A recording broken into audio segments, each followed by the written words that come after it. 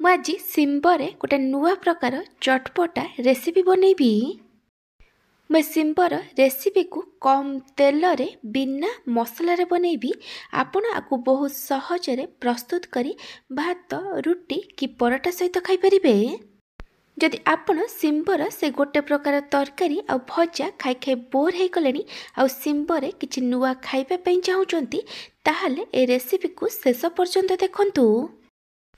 नमस्कार twinkle kitchen को आपण मानक स्वागत।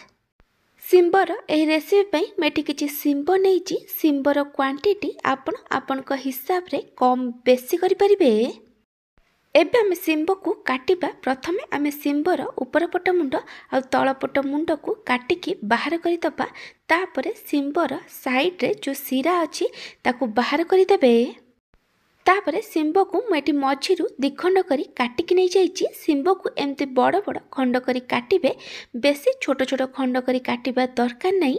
शिम्ब भितर को टिके देखिकी नहीं जिबे, कारण बेले बेले शिम्ब भितरे पोक थाए। ए रेसिपी पई टिके कौलिया शिम्ब नेबे। सबु शिम्ब को काटिला परे मुझे शिम्ब को भलसे धोईकी नहीं जाइछि।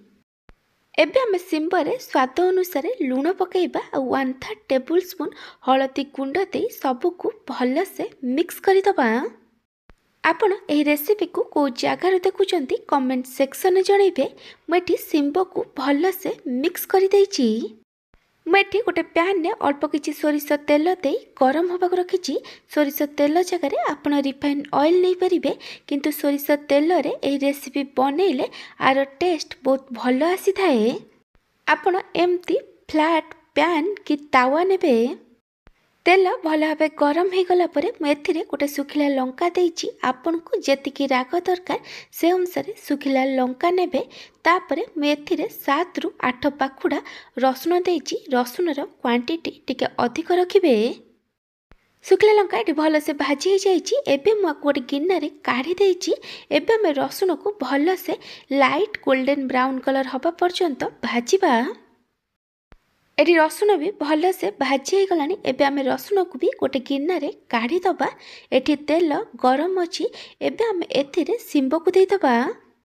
शिम्ब को एमती पैन ने खेलेकी देबे। जदि आपण अधिक शिम्ब नैथिबे ताले शिम्ब को अधा आधा करी भाजिकी नेबे।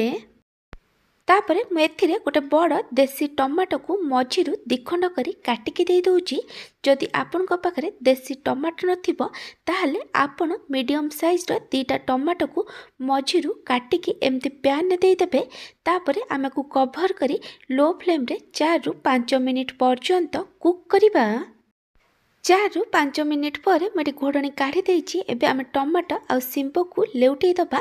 देखि परथिबे शिम्बर एटी गोटे पट भलसे भाजी हो जाइछि। एबे आमे शिम्ब को लेउटैला परे कवर करी आउ थरे लो फ्लेम रे 4 ରୁ 5 मिनिट पर्यंत कुक करिबा। जेमती शिम्बर आरपट साइड भी भलसे भाजी हो जिवो आ शिम्ब भलसे सिझी जिवो। 4 ରୁ 5 मिनिट पर मुझे घोड़नी काढ़ी देइछि।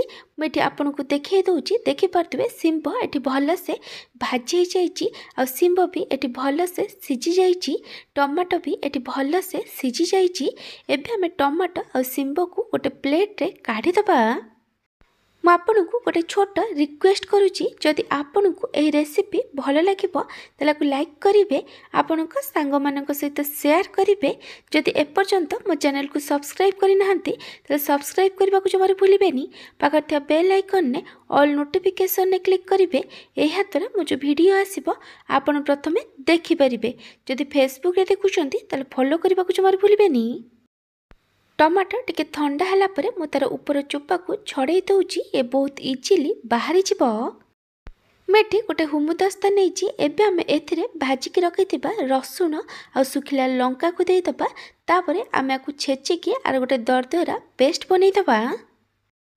रसुण सुखिला लंका टिके दरदरा छेचा हो गला परे मु एथिरे टमाटो आ शिम्ब को दे दउछि।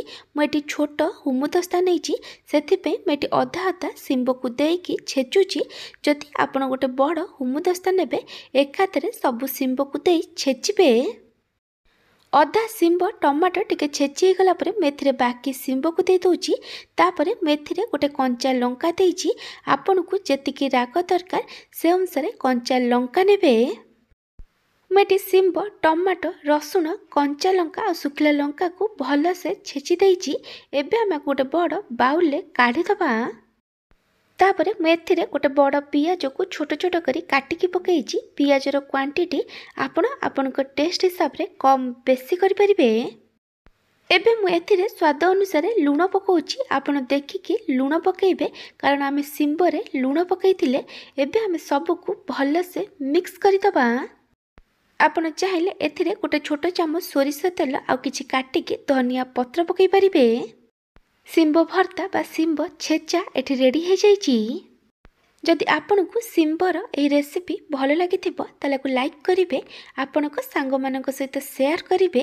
ଯଦି ଏପର୍ଯ୍ୟନ୍ତ ମୋ ଚ୍ୟାନେଲକୁ ସବସ୍କ୍ରାଇବ୍ କରିନାହାନ୍ତି ତାହେଲେ ସବସ୍କ୍ରାଇବ୍ କରିବାକୁ ଜମାରୁ ଭୁଲିବେନି। ପାଖରେ ଥିବା ବେଲ୍ ଆଇକନ୍ରେ ଅଲ୍ ନୋଟିଫିକେସନ୍ରେ କ୍ଲିକ୍ କରିବେ। ଏହାଦ୍ୱାରା ମୋ ଯେଉଁ ଭିଡ଼ିଓ ଆସିବ ଆପଣ ପ୍ରଥମେ ଦେଖିପାରିବେ। ଯଦି ଫେସବୁକ୍ରେ ଦେଖୁଛନ୍ତି ତାହେଲେ ଫଲୋ କରିବାକୁ ଜମାରୁ ଭୁଲିବେନି। Thank you for watching.